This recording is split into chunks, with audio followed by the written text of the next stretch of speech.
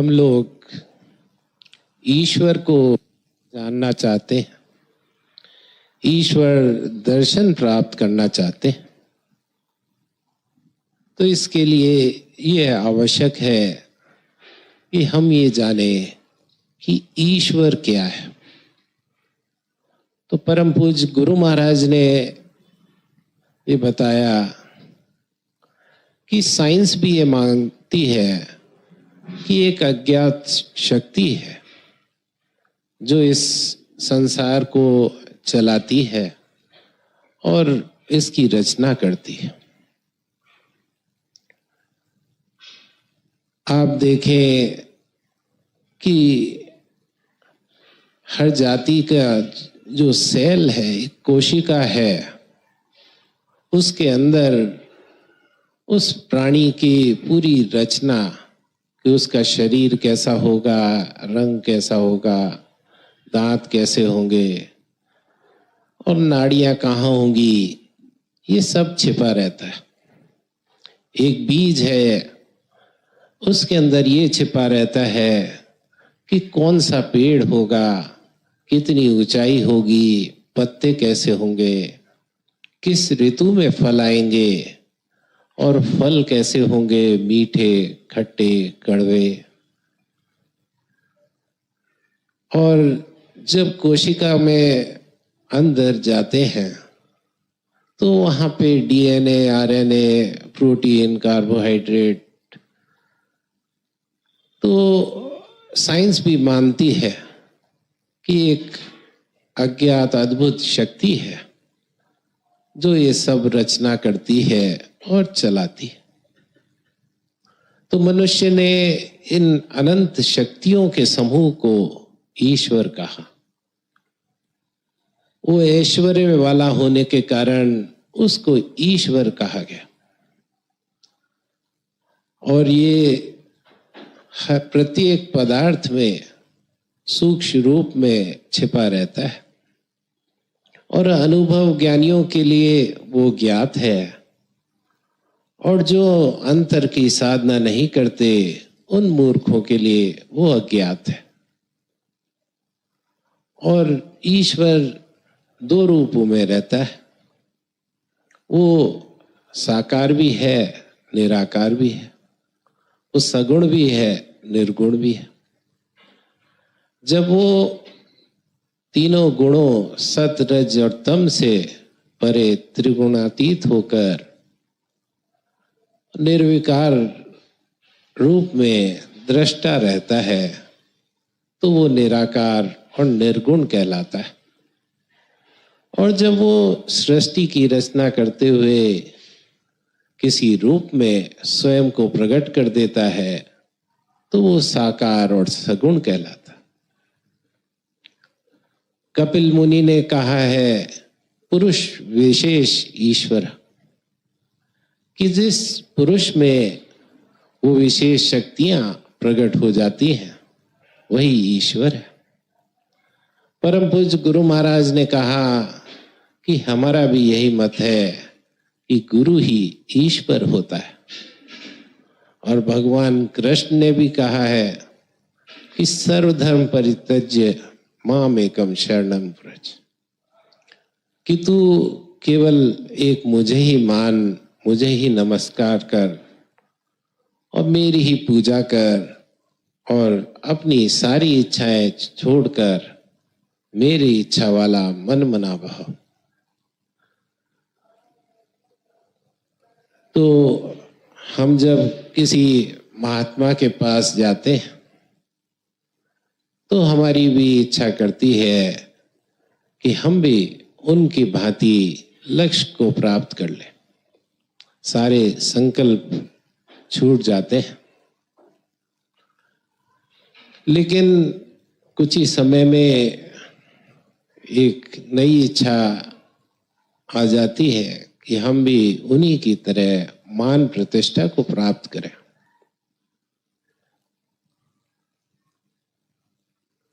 तो उन्होंने बताया कि चाहे ईश्वर दर्शन की इच्छा ही हो वो यद्यपि श्रेष्ठ है लेकिन है तो इच्छा ही। तो लोक परलोक की जब सारी इच्छाएं समाप्त हो जाती हैं तब जाकर हमें ईश्वर दर्शन होता है। और ये नियम है कि जब हम बाकी सारी इच्छाओं को छोड़कर किसी एक इच्छा पे एकाग्र करते हैं तो चाहे सांसारिक कार्य हो चाहे पारमार्थिक, उसमें सफलता शीघ्र मिलती है। तो पहले हम एकाग्र होकर इस लक्ष्य की प्राप्ति के लिए कार्य करते हैं और आगे मन के निर्मल होने पर उस इच्छा को भी त्याग हम इच्छा रहित गुरु की इच्छा में अपना जीवन व्यतीत करते हैं।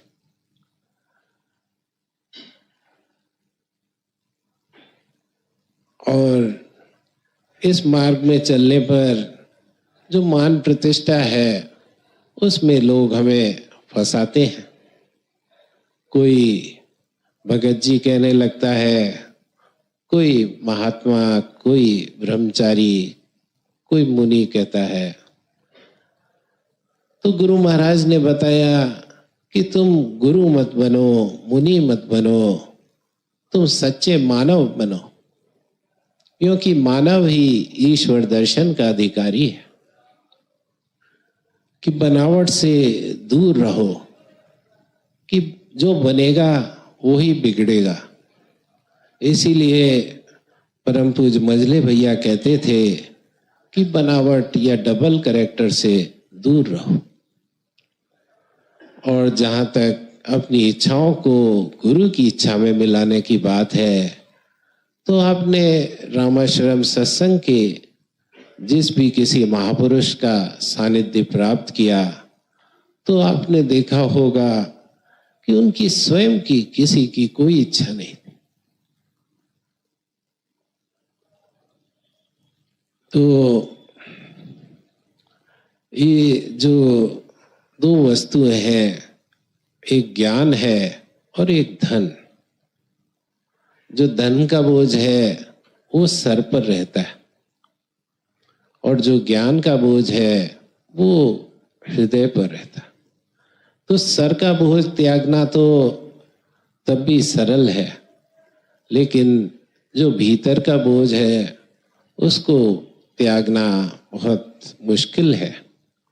इसीलिए जो ज्ञानी हैं उनको ईश्वर दर्शन कम ही हो पाता है। कहा गया है कि ज्ञान का पथ खड़क की धार, गिरत खगेश न लागे वार। और जो धनवान है, ज्ञानवान है, इनका आपसी रिश्ता भी है। जो धनवान है वो ज्ञानवान को खोजता है और जो ज्ञानवान है वो धनवान को खोजता है। आज के समय में जो ज्ञानवान है वो धनवान की खोज में ही लगा है। और जहाँ तक दर्शन की बात है तो उन्होंने बताया कि नेत्रों से देख लेना एक दर्शन है और एक दर्शन ये है कि हम उस वस्तु को अच्छी तरह उसका वास्तविक रूप जान जाए, पहचान जाए। जैसे तत्व दर्शन, भारतीय दर्शन, पाश्चात्य दर्शन आदि। और ये नेत्र ही देखते हैं, ये भी सत्य नहीं है। अगर केवल नेत्रों से ही हम वस्तु को जान जाते तो अनपढ़ व्यक्ति पुस्तक पढ़ लेता और अनपढ़ ज्ञानियों की भांति दोहे और ज्ञान की बातें करने लग जाता। तो ये जो ज्ञानेंद्रियां हैं हमारी, वो उस प्रकृति के ज्ञान को प्राप्त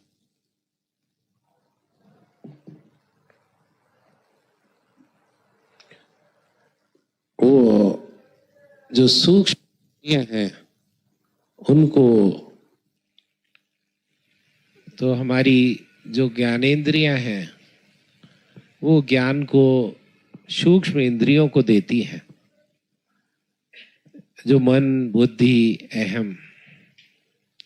तो ये सूक्ष्म इंद्रियां ही ज्ञान को प्राप्त करती हैं और उस ज्ञान को दूसरों को देती हैं। तो ये जो हमारे नेत्र हैं वो अग्नि से बने हैं और इससे जो सूक्ष्म तत्व हैं उनको वो नहीं देख सकती, जैसे वायु और आकाश। तो जब अर्जुन ने भगवान कृष्ण को कहा कि मैं आपका वास्तविक रूप नहीं देख पा रहा हूं, तो भगवान कृष्ण ने कहा कि दिव्यम ददाति चक्षु, कि मैं तुमको दिव्य दृष्टि देता हूं, उससे तुम मेरा वास्तविक रूप देख पाओगे। और आपने सुना है कि गुरुपद नख मणिगण ज्योति सुमिरत दिव्य दृष्टि ही ये होती,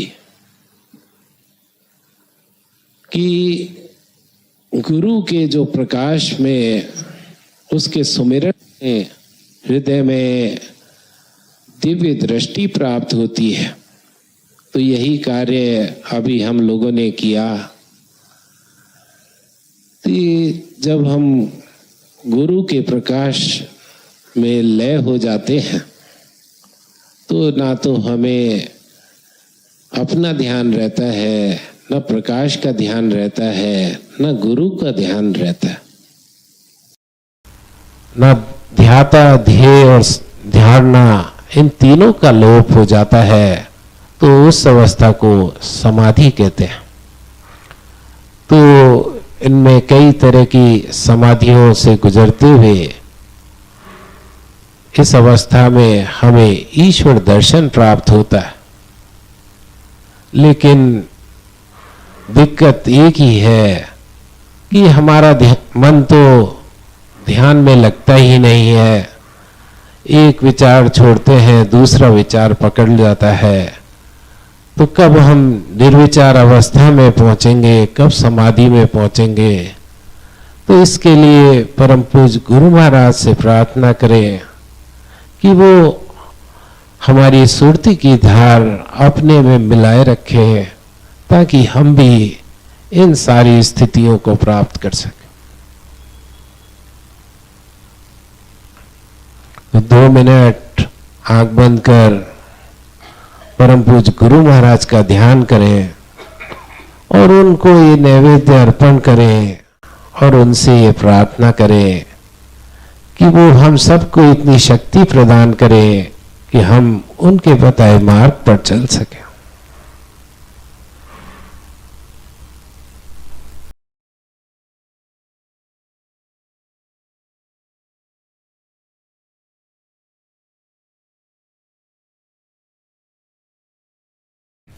बस